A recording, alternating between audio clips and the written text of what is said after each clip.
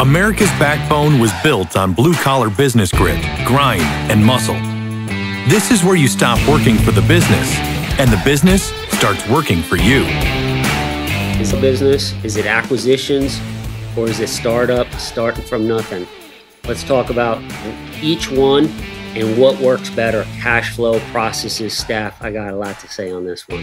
Man, yeah. Dude, I wish I knew this information 10 years ago, because I'd have never started up my business. I would have never have had the aches and pains of everything that comes with the startup, trying to find staff, trying to find the money, trying to find the clients, trying to build the market. I mean, the headaches are just numerous.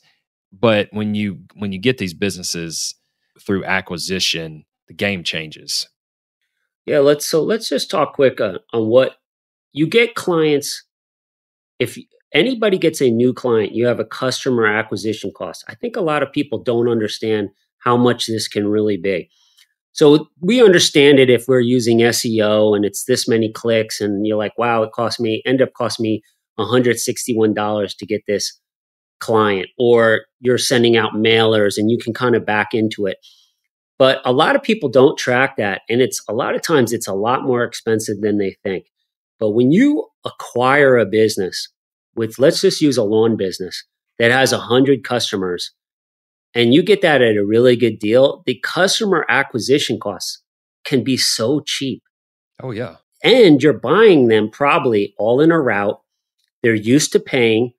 They're handed over to you. They might have employees.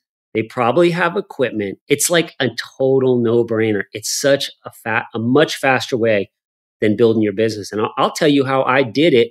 I stumbled upon it when I was very young. And that was when I had a landscaping business. I think I had maybe 80 lawns. So I had a nice little business. And a friend of mine had a business that was almost as big as mine. And he wanted a decent amount for it. I just kind of ran the numbers in my head and I'm like, nah, I wouldn't do it. I'll just go get more. Maybe I didn't want it because I was like, well, that would almost double my business. And throughout 6 months, he had mentioned it to me other times. I know he had tried to sell it to some other people. He didn't know what he was doing. And I told Chris, I bought that business. Literally, I made the deal when he had moving trucks in his driveway. And to say I bought that for 10 cents on the dollar, it was less than that. It was like 7 cents on the dollar. I acquired all 50. You say, oh, well, you'll lose some. I did. I lost some where you had some things. Maybe I lost like 6. Yeah. So I ended up with like 44 new lawns. I essentially put more than 50% business on my thing. And I did that for less than 10 grand. Like the acquisition cost was, but I also got a truck out of it. So the equipment was worth 10 grand. Dude, but if you look at that cost, that was like less than $200 for each customer. Well, here, the reality of it is you paid nothing for the customers. You got into their lifetime value. He paid for the customers on the front end. You purchased cash flow and equipment. You didn't even purchase the cash flow. You just purchased equipment at a deep discount. That's insane buy. I bought the equipment for less than it was. I bought that for like 60 cents on the dollar. The customers were all free. Yeah. Essentially, because he had nothing to do. And that was, I was kind of like, well, I don't even need a truck unless I have the customers. He had nothing. He just wasn't prepared. This is so common in blue collar businesses. You know, people always ask, how do people sell their business? The truth is they don't. They usually just sell it for some equipment. They sell it for some scraps. Maybe a savvy competitor comes in and buys it for like 25 cents on the dollar or less. Yeah. And this was a great way. And the great thing about his clients is, first, his clients were priced higher than mine, like per lawn. And then he used to have like a cul-de-sac and there'd be 6 houses. He'd have 5 of them. So these weren't like random houses. It would be like 5 customers and I'd knock them all out with like 2 guys in like an hour because they were all right there. We just parked the truck once. I mean, it was the greatest thing. I always tell Chris, why didn't I just keep doing that? I should have been talking to every landscaper. Are you looking to sell? Are you looking to sell? You want to do it? So I did acquire another business that was in a different field only a couple of years later. But I guess I did take that method And so I bought this linen business, and like from day one, I had like 800. It was a long time ago. I was young. I had $800 net cash flow Yeah. from day Yeah. one. It would have been impossible to build. That would have taken me a long time to build back then. Yeah. I think, I mean, we've both done the startup. It's a lot slower go. You have to learn a lot of lessons because you don't have the income, the capital to be able to purchase experienced people's time to help you build it. And it's a leverage your own time game is what happens unless you're just sitting on a buckload of cash and you're trying to do a new startup venture. And most people get into business not because they've got a ton of cash sitting in savings that they say, let's go invest in a startup. Most people get into business because they say, I'm ready to go do my own thing and live by my own rules. And instead of going to the startup method and having to do everything at a much slower rate and having to build everything from ground up, go and buy the business through a manner like you just did. Because most people won't sell. They don't even know that they've got a sellable business. And then when you come in and you're like, hey, I'm interested in your business, you've built something here. Majority of the time, you can sit there and you can get this business for less than what the cash flow is coming in on an annual basis. And you can probably use the equipment, if they've got equipment, take a loan on it to pay for a down payment that required you to get into it. And you can probably finance it with owner financing. I mean, it's a no-brainer when you really look at the data. The fact that, I'll tell you, Kevin, why you didn't do the landscaping over and over again. You were involved in the business. And if you'd have pulled back and really looked at that plan, you'd have been like, God, I should just do this over and over. Because landscaping, you got customers that are hitting you up every 2 weeks, 3 weeks max, maybe even weekly. I know my lawn care guy, he shows up every 2 weeks because I do not want my lawn getting too high. I like it to be nice and tight. So, yeah, what's another reason? Okay, so. Well, I want to just talk the two ways you can do it. So if you're buying a totally new company, you don't really have a company, you're going to go in it. That's a different thing. We talk about this in this group, the War Room, every Thursday. Chris and I and Mark Evans are in there. Mm-hmm. You guys can reach out to us to join that. That's a great way to learn about what to buy, what not to buy. If I'm looking at stuff, I'm looking at $2 million and up businesses because that's where I'm at. I wouldn't want a landscaping business that nets 50 grand right now. Right. But if you're a landscaper, we call that a roll up. Why wouldn't you go roll up other landscaping businesses in your area? If you're a pressure washing company, why not start talking to all the pressure washing companies? One of them is going to want to sell, buy them for really cheap, take on their customers. And that's going to be, that customer acquisition cost is going to be much less. To do it, you're probably going to pick up their trucks. You might pick up their best 2 guys. It's a fastest way to get where you're going. We're trying to do stuff easier. That's kind of why Chris and I started Blue Collar Millionaire. We've gone through so much pain. Mm-hmm. If I was telling myself, we always talk about this. If I was telling myself when I was in my 20s, I say, hey, remember when you bought that guy's landscaping business? I remember S&S Landscaping. Do that, but do it like 20 times. Yeah. Build a freaking monster. You could do that in 3 to 5 years. And somebody say, well, I don't have money. Who has money to do it? You can get seller financing. Banks love to give you money on it. You can get credit lines against the vehicle and mowers if you're doing landscaping. Yeah. It's such an easier way. You're going to spend money somehow or the other, but this way, at least you can leverage it. And now you have a sellable asset. Your company is going to become, in one day of doing that, my company went up 50% in value for $9,000. Yeah. So, and I didn't know about when I sold my landscaping company, Chris, there was an older savvy guy. He had money and he was buying it for his 2 sons. So this guy was like 50 years old and he had money. I remember he pulled up in a BMW and everything. I'm like, what the hell does this guy want a landscaping business for? So he gave me money, 75% cash. And then he wanted to do seller financing. He said, listen, I'm going to invoice these people and you're going to take 50 or 60% of the money that comes in over the next 4 months. That's going to pay you your 25%. He was super savvy. Yeah. I was like, why would I want to do that? And he was like, that's how I'm going to get you to this number. Yeah. I'm not going to give you cash. Otherwise, I can give you 75% cash and we're done. I'm like, no. I want to hear this.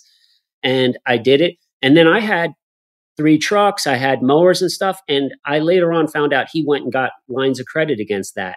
So he wasn't really that deep into that deal. This guy was a smart guy. Those guys were still doing that business when I left New Jersey like 18 years later. Yeah. My customers stayed. So I love this topic because I just love it. I mean, it is such a hack. And well, you hear excuses like Kevin, we hear so many different excuses. Well, I don't have money. I don't know how to do that. Why would they sell it to me if it's profitable? There's so many different reasons. Let me ask you this though. What are you actually buying when you buy a business? You're buying all their struggles, all their hard work, all their checking to see if there's even a demand in that area for it. It's a proven model. It makes money. You're buying customers that come back to them over and over. You're not going to lose customers. You're going to lose some, but if you go in with the attitude of, I'm going to do everything this person does and improve it. I'm going to improve it, which is not hard to do in most blue collar businesses. Just answer the phone and you're going to improve it. Right. Hopefully you're going to buy some equipment. They call that FF&E, furnitures, fixtures, and equipment. You don't want to buy goodwill like somebody who just says, yeah, I got a list of 1,000 customers. Like how many of them are actually paying? And if you go in there and you do that and you make a good deal, you got to look at their books. You got to get their profit and loss. You buy that at, say, a 3x multiple of net income. Let's just do this number here. If you buy a business at 3 times the net income, because everybody's like, how do you value it? So I'm going to talk about a really small business that nets 100,000. If you buy that at 300,000, the debt service on that 10 years at 10%, which is no world beater, 100% financing, would cost you less than half the net income. So you could take that 100 grand, pay less than 50 grand in debt service, and keep the rest for yourself. Once you see that, how do you unsee that? That's easy money. And the same thing works if you add another zero on it. So if it nets $1 million and you can get it for $3 million, your debt service would be way less than half of $1 million for 10 years at 10%, and you keep the rest. That's a quickest way to grow your business. Cash flow, market share, client base, assets, proven business thesis. I mean, Chris, have you ever started a business? You had a great idea. You worked on it for months and nothing really came of it. Oh, absolutely. And you maybe lost a lot of money. So you lost a lot of money in time. That was most of my 20s. Yeah. I tried to do this dry cleaning route thing. I killed like 6 months of my life. I spent a lot of time on that thing and it was for nothing. There wasn't the demand there. It just wasn't. I didn't get the pricing. I wasted so much time. I should have just bought. That's why I bought that linen business, because I liked kind of the model. So then I just went and bought somebody's. He was already making money doing it. Yeah. You don't realize, and I love this statistic because it puts things in perspective for people. And I forget the actual, but this is going to be the biggest transfer of wealth that we've ever seen because of the baby boomers. This is from Forbes magazine. They posted this out there. And I don't really want to quote the numbers, but I'm going to try to because it's been a while since I looked at them. But I think it was 40% of the population is baby boomers, if I'm remembering correctly.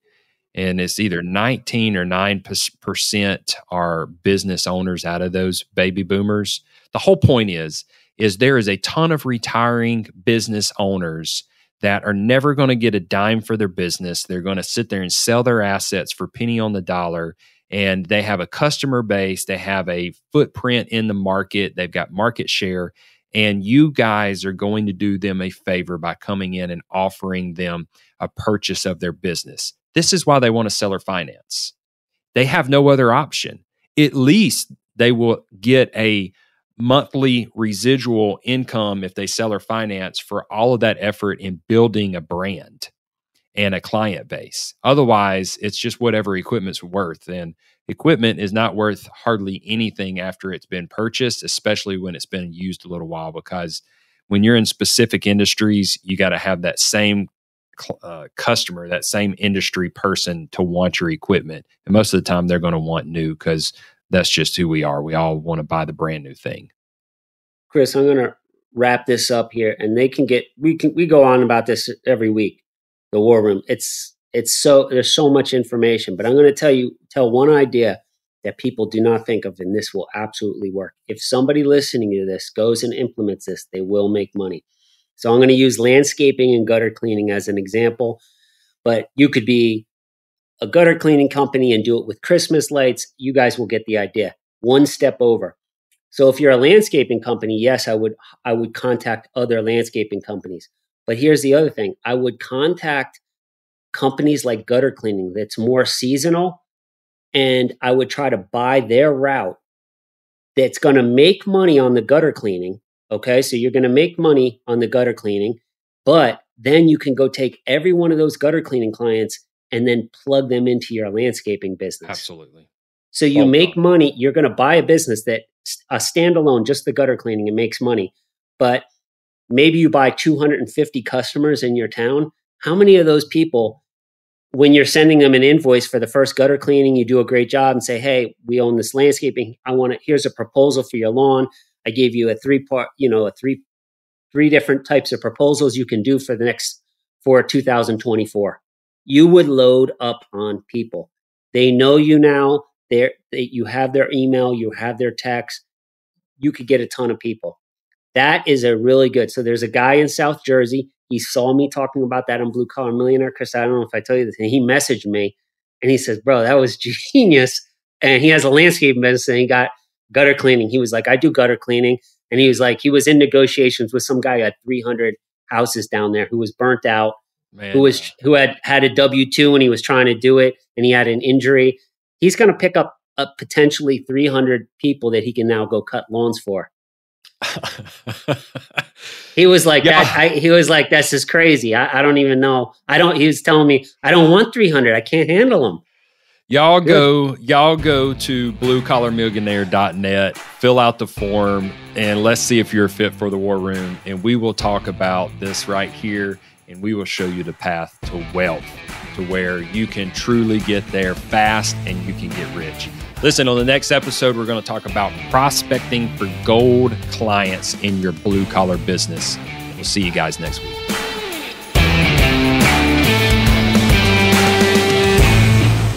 This is thepodcastfactory.com.